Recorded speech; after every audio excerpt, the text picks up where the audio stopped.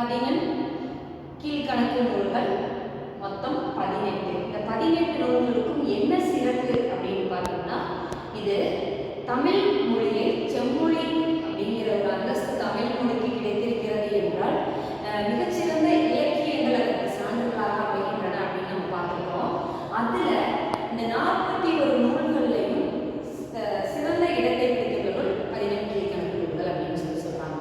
அந்த 18 கீழ்கணக்கு நூல்கள் மொத்தம் 18 நூல்களை உள்ளடக்கியது.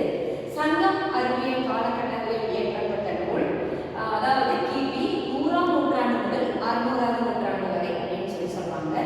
இந்த 18 கீழ்கணக்கு நூல்கள் எதை பற்றி மிகுதியாக எழுதியமைகிறது அப்படின்னு பார்த்தோம்னா, ஒழுக்கம், காதல், வீரம், அறம் சார்ந்த செயல்பாடுகள், மக்களினுடைய வாழ்வியல் ஆகியவற்றை எடுத்துக்காட்டக்கூடியதாக இந்த 18 கீழ்கணக்கு நூல்கள் இருக்கு அப்படிங்கிறது தான் பொதுவான செய்தி. மொத்தம் 18 நூல்கள் இருக்குன்னு பார்த்தோம். அதுல 3 வகையா பிரிக்கிறாங்க. எப்படி பிரிக்கிறாங்க அப்படின்னா, அறம் சார்ந்த நூல்கள், அகம் சார்ந்த நூல்கள், புறம் சார்ந்த நூல்கள் அப்படின்னு பிரிக்கிறாங்க. இந்த அறம் சார்ந்த நூல்கள், அதாவது அற இலக்கியங்கள் மொத்தம் 11 இருக்கிறது. என்னென்ன அப்படின்னு பார்த்தோம்னா, திருக்குறள், நாலடியார், நான்மணி கவிதை, இன்னா 40, இனியவை 40, தீர்க்கடிவம், ஆசார கோவை, பழமொழி 4, சிறுபஞ்ச மூலம், புதுமொழி காஞ்சி, ஏழாதி. இந்த 11 நூல்கள் தான் அறம் சார்ந்த நூல்கள் அப்படின்னு சொல்றாங்க. அடுத்தபடியா அவை இலக்கியங்கள்ல 6 பார்க்கலாம். மொத்தம் 18 நூல்கள் சொன்னோம். இந்த 18 நூல்கள்ல 11 நூல்கள் அறம் சார்ந்ததாகவும் 6 நூல்கள் அகம் சார்ந்த இலக்கியங்களாகவும் விளங்குகின்றன. அதுல அகம் சார்ந்த இலக்கியங்கள்ல ஐந்திணை 50, திணைமொழி 50, ஐந்திணை 70, திணைமாலை 150, கார் 40, கைநிலை. இந்த 6 நூல்களும் அகம் சார்ந்த நூல்களாக பார்க்கப்படுகின்றன. அடுத்தபடியா பார்த்தோம்னா, புறம் சார்ந்த நூல், புறநூல் 1 அப்படிங்கிறாங்க. அதாவது 18 கீழ்கணக்கு நூல்களை 3 கேட்டகரிக்குள்ள பிரிக்கிறாங்க. அதாவது 3 வகைகளுக்குள்ள பிரிக்கிறாங்க. அறம் சார்ந்த நூல்கள், அகம் சார்ந்த நூல்கள், புறம் சார்ந்த நூல்கள். அறம் சார்ந்த நூல்கள் மொத்தம் 11 இருக்கிறதுன்னு பார்த்தோம். அகம் சார்ந்த நூல்கள் மொத்தம் 6 இருக்கிறது. புறம் சார்ந்த நூல்ல ஒன்றே ஒன்று கொடுத்திருக்காங்க. அதுதான் களவழி 40.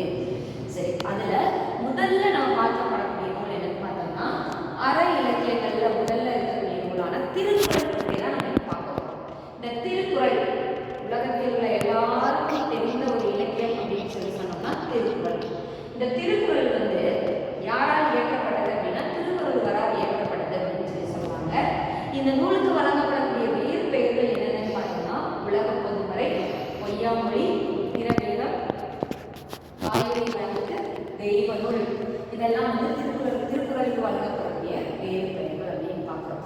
அதை தாண்டி இது மொத்தம் 3 பிரிவுகளை உடையது. அதாவது அறத்துப்பால், பொருட்பால், இன்பத்துப்பால் அல்லது காமத்துப்பால் அப்படின்னு சொல்லக்கூடிய 3 பெரும் பிரிவுகளை உடையது அப்படின்னு பார்க்கலாம். அதே போல இது 133 அதிகாரங்களை உள்ளடக்கியது அப்படின்னு சொல்றாங்க. 133 அதிகாரங்களை உடையது. ஒவ்வொரு அதிகாரத்திற்கும் 10 பாடல்கள் விகிதம், அதாவது 10 குறட்பாக்கள் விகிதம் அமைந்ததுனால இது மொத்தம் 1330 குறட்பாக்களை கொண்டு விளங்குகின்றன. இது எல்லா பாடல்களும், அதாவது 1330 குறட்பாக்களும் எதனால் அமைந்தது அப்படின்னு பார்த்தோம்னா, குறள் வெண்பாவால் அமைந்தது அப்படின்னு சொல்றாங்க. இப்போ நம்ம திருக்குறள் பற்றி தான் நம்ம பார்த்துட்டு இருக்கோம். இந்த திருக்குறள் மொத்தம் 7 சீர்களையும் 2 அடிகளையும் உடையது. இந்த 7 சீர்கள் அப்படிங்கிறது முதல் அடியில 4 சீர்களும், 2வது அடியில் 3 சீர்களும் இடம்பெறுகின்றன. இது 3 பெரும் பிரிவுகளை உடையது அப்படின்னு பார்த்திருக்கோம். அறத்துப்பால், பொருட்பால், இன்பத்துப்பால். இந்த அறத்துப்பால் அப்படிங்கிறது 1வது அதிகாரத்திலிருந்து 38வது அதிகாரம் வரை இடம்பெறக்கூடியதாக இருக்கிறது. இது அன்றாட வாழ்வில் கடைபிடிக்க வேண்டிய அறக்கருத்துக்கள் என்னென்ன, அற செயல்பாடுகள் என்னென்ன அப்படிங்கிறத எடுத்துக்காட்டக்கூடியதாக இந்த அறத்துப்பால் விளங்குகின்றன. அதுவும் யோக தத்துவங்களை எடுத்துக்காட்டக்கூடியதாக இந்த அறத்துப்பால் விளங்குகின்றது. அடுத்து 2வது பிரிவு பொருட்பால். இந்த பொருட்பால் அப்படிங்கிறது 39வது அதிகாரத்திலிருந்து 108வது அதிகாரம் வரை இடம்பெறுகிறது. இது சமூகம், பொருளாதாரம், அரசியல் சார்ந்த கருத்துக்களை எடுத்துக்காட்டக்கூடியதாக இருக்கிறது.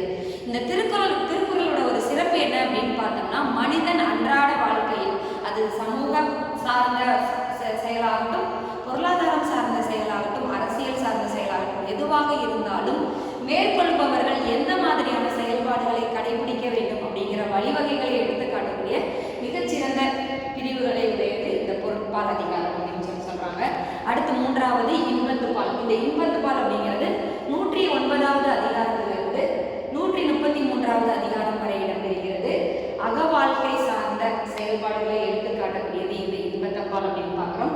அந்த அக வாழ்க்கையிலும், அதாவது தலைவன் தலைவிக்கு இடையிலான அந்த காதல் வாழ்க்கையிலும் எப்படி அறம் பின்பற்றப்பட வேண்டும் அப்படிங்கிறத வள்ளுவர் மிக அழகாக எடுத்து காமிச்சிருக்காரு. இந்த 3 பிரிவுகளையும் மிகச்சிறந்த ஒரு தமிழ் இலக்கியமாக பார்க்கப்படக்கூடிய நம்ம திருக்குறள் பற்றி தான் இப்போ பார்த்தோம். அடுத்த பகுதியில்